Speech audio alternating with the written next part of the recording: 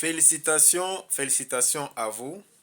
Coach Cédric Monga, nous avons déjà accompagné plus de 500 couples dans le domaine de finances.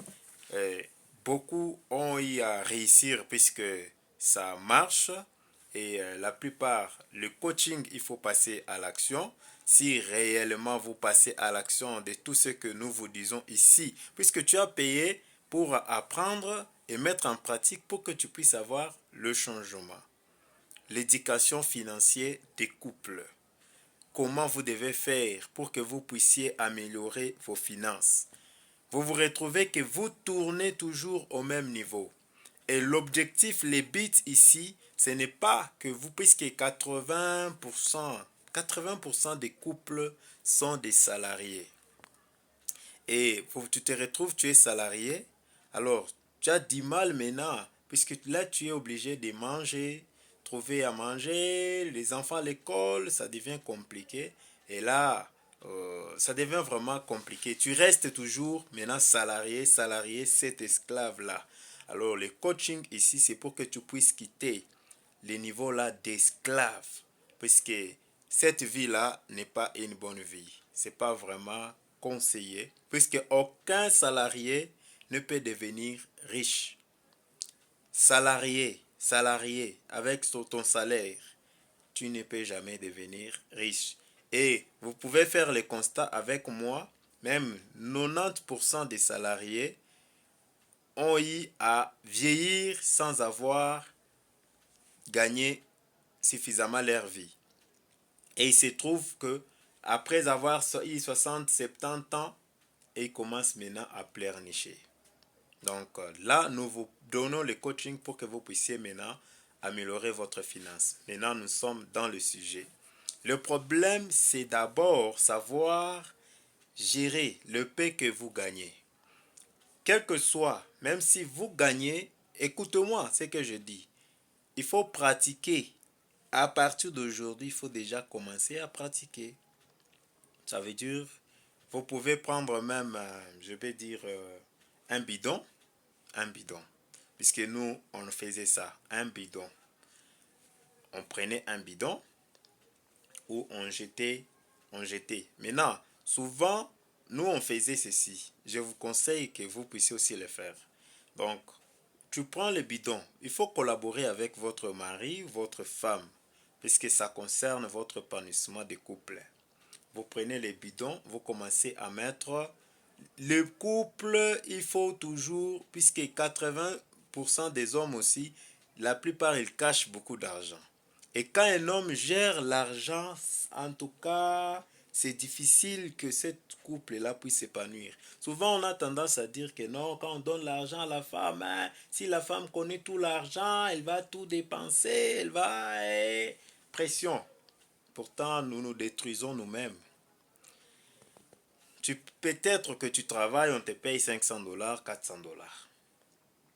Mais dans les boulots là, il y a des opportunités.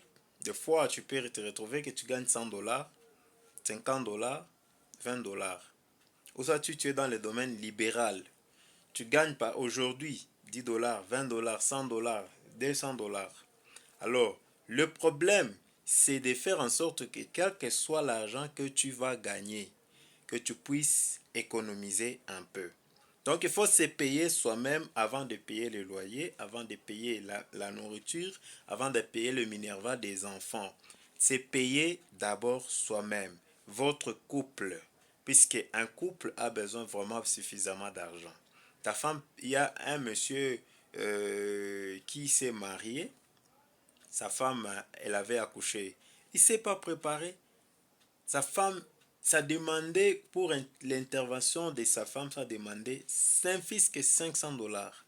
Faut voir, c'était un bon monsieur, costumé. Chaque jour, il s'habillait bien, il parlait bien, bon français, mais qui était désordonné. Alors là, il était obligé maintenant de pleurnicher, demander à gauche, droite, aidez-moi un peu, 10 dollars. Qui va te donner? Qui t'a dit qu'il a l'argent? Il a mis l'argent pour t'aider toi. Il faut compter sur vous-même, sur Dieu et sur vous-même. Alors, le paix que vous gagnez, le paix là, économisez. Ne faites pas les ristournes, non, non. Économisez chez vous à la maison. Prenez par exemple, je prends l'exemple de 10 dollars. 10 dollars. Donc, sacrifiez un peu vos plaisirs d'aujourd'hui pour que vous puissiez bien vivre demain. Alors, 10 dollars par jour. Toi, tu gagnes 10 dollars par jour. Les 10 dollars là, tu peux prendre moyennant 4 dollars ou 3 dollars. Tu mets dans les comptes de sécurité de votre couple. Cet argent-là, donc comme nous parlons d'éducation financière des couples, je vais vous donner tous les détails. Voilà, il n'y a pas de souci. Pour vous aider à vous épanouir rapidement. Ça va, il n'y a pas de problème. Mais ça, ce sont des coachings que je donne dans des entreprises pour qu'ils puissent s'épanouir rapidement. Je vous les donne. Alors, nous prenons par exemple 100 dollars. Tu gagnes 100 dollars. Les 100 dollars, tu es papa de famille. 100 dollars, tu gagnes 100 dollars. Tu vas prendre 40 dollars. Tu mets dans votre caisse. Donnez à votre femme. La femme, si tu lui donnes l'argent, mets là-bas. Elle va mettre, tu vas faire ce constat. Si tu n'as jamais fait ça, essaye. Si elle ne sait pas gérer, il faut la former. Tu lui donnes, mets là-bas. Il faut mettre, mets sur la caisse. Mets sur la caisse. Donne l'argent à la femme, mets sur la caisse. Chérie, prends ça. Oh, aujourd'hui, Dieu nous a fait grâce. Nous avons eu un peu ça. Mets sur la caisse. Prends 10 dollars, mets sur la caisse. Prends 5 dollars, mets sur la caisse. Prends 1000 francs, mets sur la caisse. 2000, mets sur la caisse. Ne dormez jamais sans avoir mettre sur la caisse. Alors, achetez même le méga au lieu d'acheter les gigas. Si vous n'avez pas assez, achetez les mégas pour vous permettre d'utiliser ne fût-ce que WhatsApp sans avoir entré dans les YouTube, TikTok pour pouvoir économiser. Si vous n'avez pas trouvé, mettez même 2000. Imaginez si tu mettais 5 dollars par jour dans 30 jours. Ça vous fait combien? 5 dollars. 10 jours, c'est qui fait 50 dollars. 10 jours. 30 jours, c'est qui fait 150 dollars. 150 dollars, ça c'est un mois. L'argent que tu mets de côté, ça fait un mois. Alors si nous prenons fois 10 jours, ça fait 1500 dollars. 1500 dollars. Là, nous prenons ces 5 dollars uniquement, 5 dollars. Ça nous fait 1500 dollars à la fin dans 10 mois. Si nous ajoutons le 3000 dollars, ça fait ça nous fait combien? 1800 dollars. 1800 dollars par an. Et cet argent, ce n'est pas à toucher. Ce n'est pas à toucher. Faites une concentration même de 2-3 ans.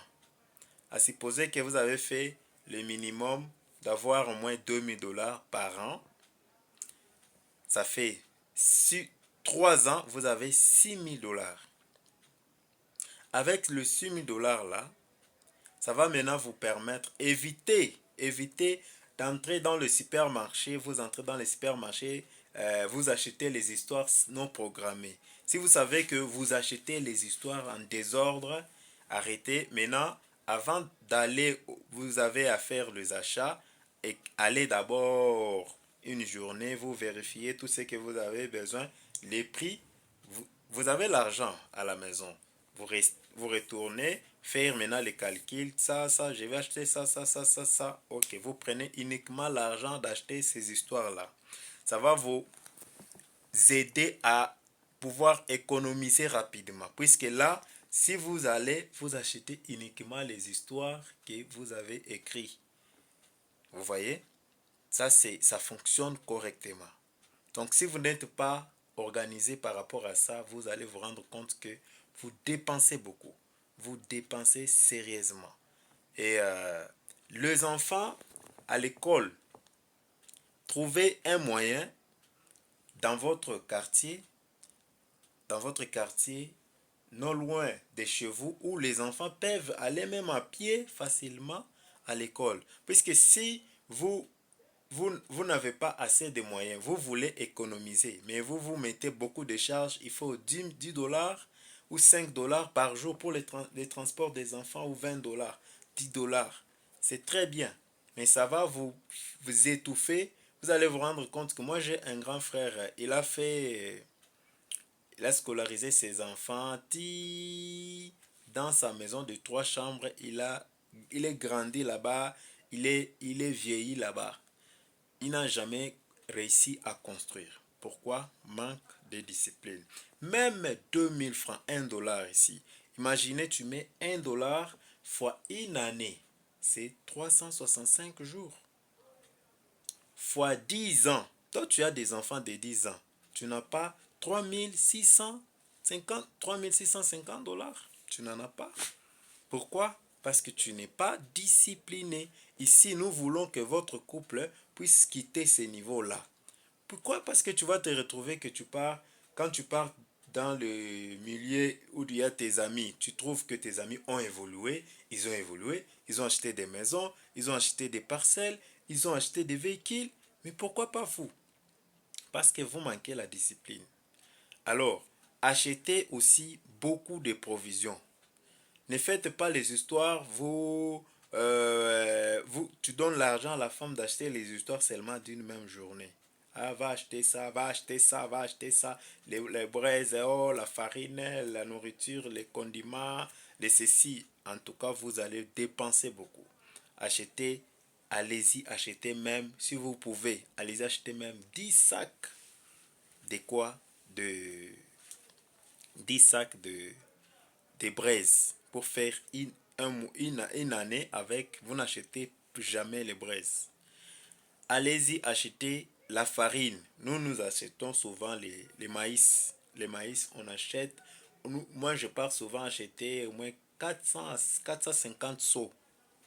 450 seaux pour toute une année. Donc, et quand j'achète comme ça nous fait même une année et demie. Puisque la nourriture est à la maison, les gens ne mangent plus encore. Mais quand il n'y a pas la nourriture, vous allez vous rendre compte que vous achetez comme ça, on mange, on a tellement faim. Alors, achetez les sacs de riz, mettez à la maison. Achetez un sac de sucre, mettez à la maison. Achetez, achetez carton, boîte, carton, pas les boîtes, petites boîtes, carton de quoi? D'aliments, mettez à la maison. Achetez même 2 seaux, 3 seaux, de quoi? Des sel, mettez à la maison. Achetez un bidon, ou soit un bidon d'huile, mettez à la maison. Hein?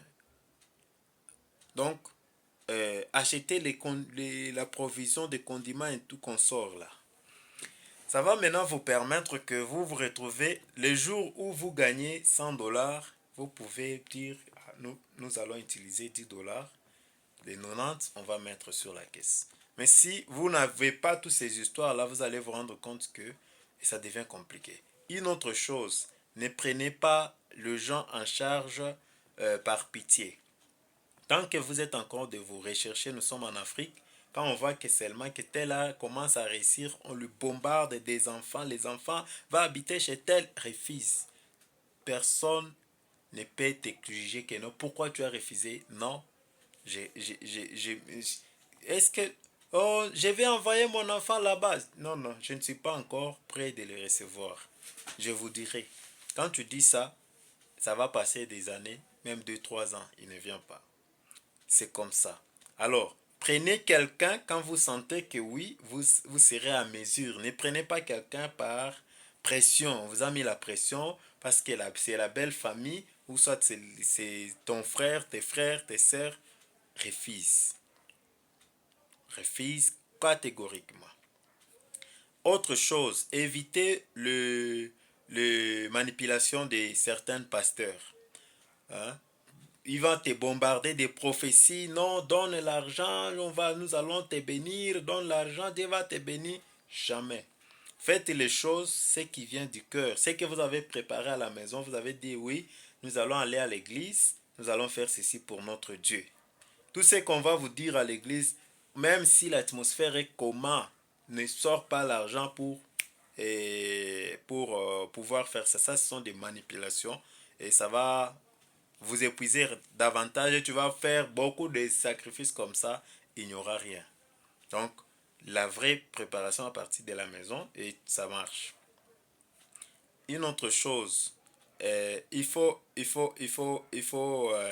que ta femme commence aussi à faire quelque chose. Si toi tu es au boulot, permets à ta femme de pouvoir vendre quelque chose. Ça peut être en ligne, ça peut être à la maison, même la braise, même quelque chose, qu'elle vende au moins quelque chose qui va permettre qu'elle n'attende pas seulement quand tu vas venir pour acheter même du sel, même les yo-yo pour les enfants. Hein. Comme ça va t'épauler un peu. Permettez à ta femme, pas de travailler, aller travailler dans des supermarchés, les gens qui couchent avec les femmes d'autrui, les Indiens là. Donc, faites très attention. Donc, sachez comment tu peux installer ta femme. Trouve pour ta femme quelque chose.